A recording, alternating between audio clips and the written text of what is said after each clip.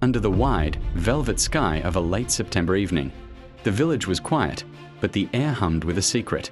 Naya sat at the feet of her grandfather, Amadi, near a small, flickering fire.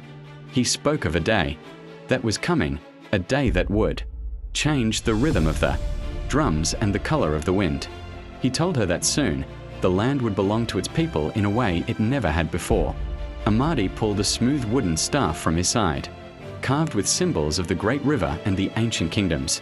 He explained to Naya that for many years, their home had been part of a vast empire from across the sea. But we are many threads from different looms, he whispered, now being woven into one great tapestry called Nigeria. Naya pulled a piece of folded cloth from her pocket.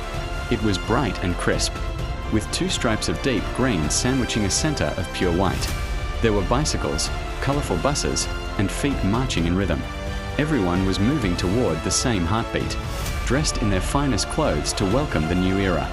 As they reached the city, the atmosphere was electric.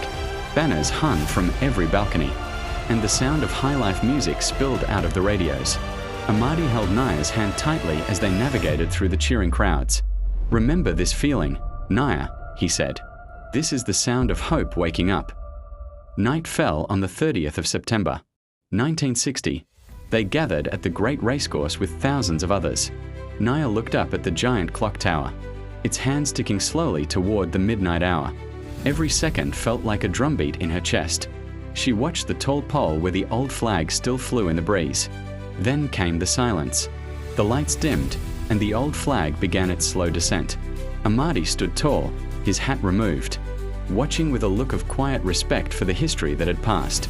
He whispered a prayer for the ancestors, who had dreamed of this moment, but were not there to see it. Precisely at midnight, the silence broke into a roar that shook the very ground. A new flag began to climb. It caught the wind and unfurled, the green and white shining under the bright floodlights. Naya pointed toward the sky, jumping up and down.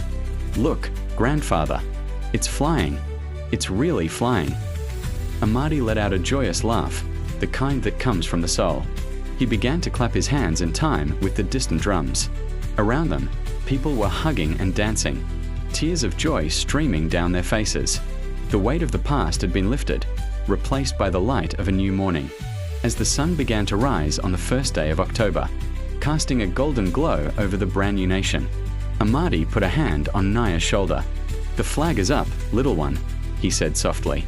"But the real work is in our hands now. You are the one who will build the bridges and plant the trees for the Nigeria of tomorrow."